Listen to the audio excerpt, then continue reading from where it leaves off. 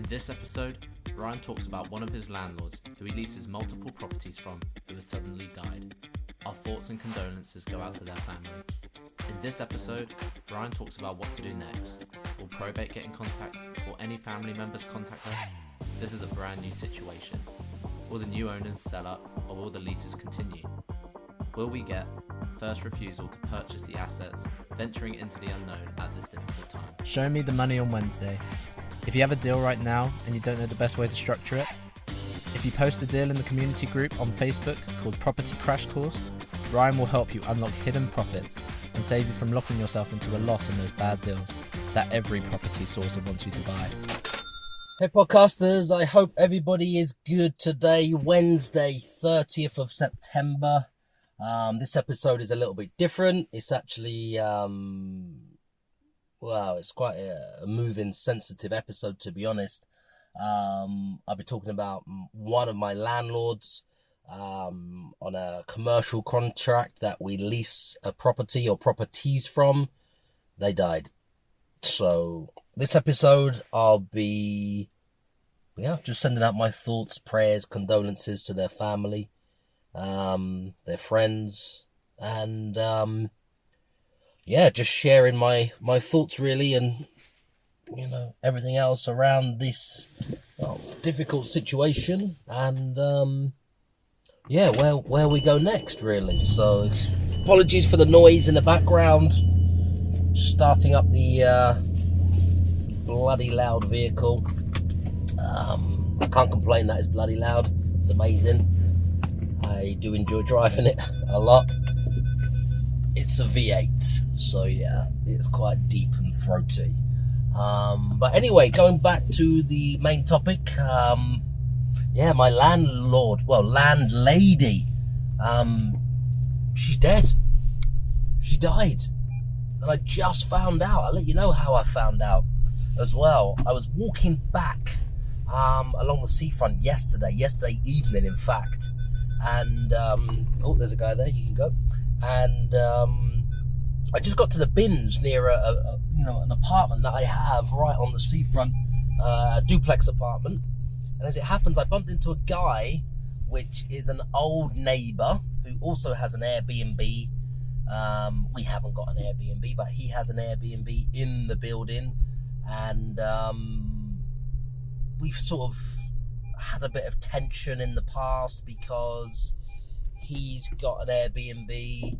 Basically, there's 4 Airbnbs in the building at the front, on the seafront. Mine's the biggest. It's 3 bedrooms, 2 bathrooms, sleeps 8 people.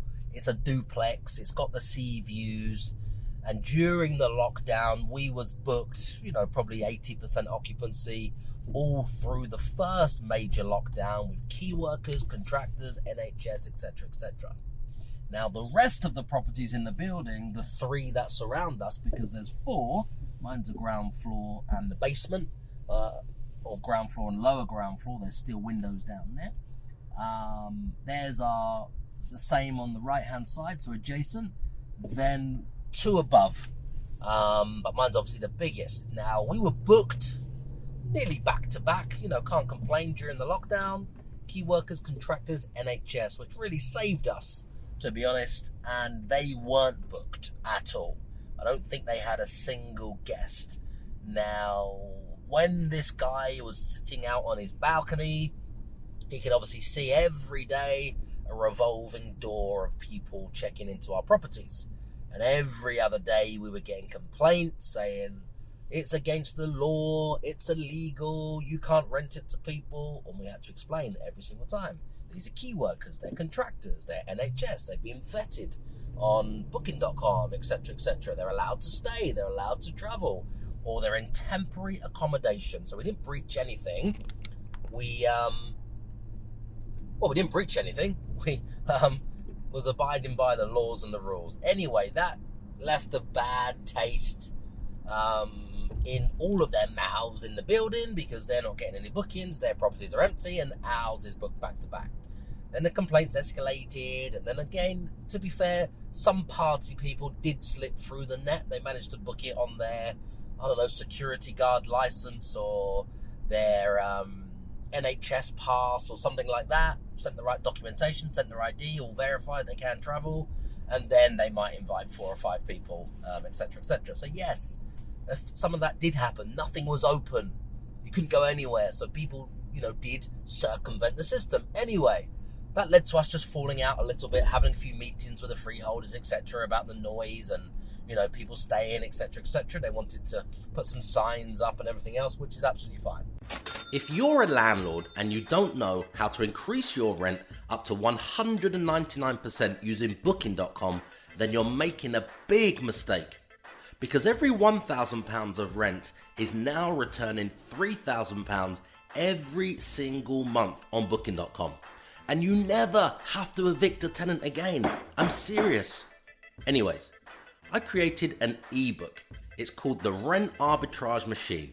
So I can show you exactly how you can increase your rent up to 199% on your own rental properties.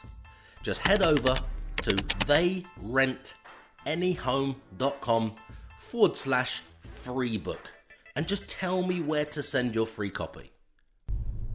So anyway, a little bit of tension with that, guys. So yesterday I'm walking along the seafront around about, 8 p.m, 6 p.m, just walking back to my hotel. And then I bump into the guy at the binge, so we have a little conversation, and his first thing is, have you heard what's happened to, I'm not going to say her name out of respect for her family, obviously your landlady, we'll call her Mrs. Landlady. And I said, no, what is she, is there another complaint, is she not happy about something, is she ill? And he says, she's dead. I was like, what? He says, she's dead. She died just over 3 weeks ago. I was just shocked. Some emotions going through my body, some doubt going through my mind, goosebump moment. Being told that somebody that has died, and on top of that, I had a relationship with that person because she was my landlady for 3 years on one investment property. We've done some other deals on some other investment properties. And I met her several times, maybe once a year, maybe twice a year sometimes. I met her dog. I'd worked with her on some other deals, helped her out with some advice on some other properties in her portfolio that we didn't take from her. And so there was a friendship, there was a relationship there in that sense. And was always in contact every month by email about different things, etc., etc. So yeah, when he told me, obviously my thoughts are, thoughts and prayers do go out to the family. I know she had a very limited family, maybe one daughter, which she never really spoke about. I don't know how close they are. So yeah, my thoughts and prayers go out to, her and her family and friends. So the newspaper wrote something about her, which was very nice. I checked it all out on the internet last night, just for my own peace of mind, and putting that to one side, which is a tragedy. What is my position? Where do I stand? I don't know if any of you guys have ever been in a rental agreement or a commercial contract on multiple properties with a client and they've died. I certainly haven't. We do things differently with power of attorney and everything else when we buy the property, or we exchange contracts and use a delayed completion mechanism or strategy. But on this, it's a straight lease. We lease the property, not rent the property, for a fixed period of time at a fixed amount of money. And every time we've renewed this agreement, and there must be, a couple of years left on the agreement. I would say a couple of years left on the agreement, something like that. So yeah, it's a very delicate, interesting situation where I think probate will now get involved. I think it's going to take a very long time from a couple of calls that I've made to solicitors, etc., to find out obviously what the plan is from here, what will happen from here.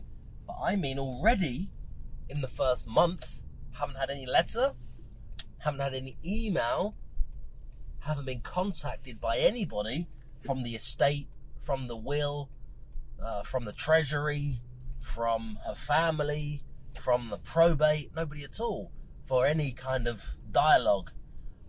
Rent has still obviously been paid, etc., etc., will continue to be paid, but then there's that grey area, which I found on the internet and talking to lawyers. Who do we pay the rent to? Do we hold it in a separate account? Because if there's no one claiming executor to the will, or claiming over the estate or anything like that, then it becomes very, very difficult for anyone else or family members when they find out to get the money back. So right now it is a delicate situation, because, well, I'm probably going to get a bit more advice and find out where the rent should be going. It's multiple properties. It's not just one property. Who we should be paying the rent to? Do we hold on to the rent? Do we pay the rent or hold it in a separate account? Do we continue to pay the rent to her account even though she has died? It's a very sensitive situation.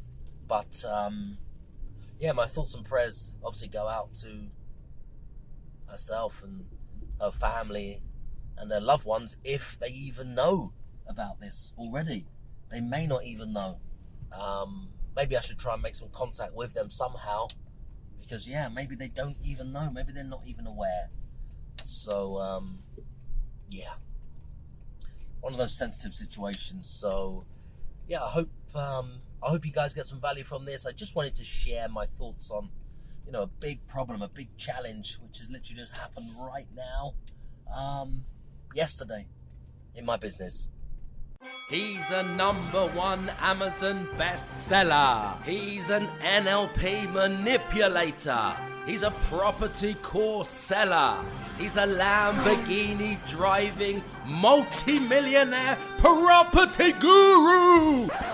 Forget that same old boring I am me narcissistic podcast format, because nobody gives a fuck. This podcast is all about you.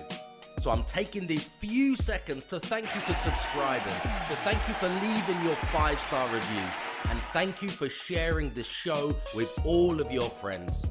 My team and I will keep bringing you these episodes and answering all of your burning questions in my Facebook community group called Property Crash Course.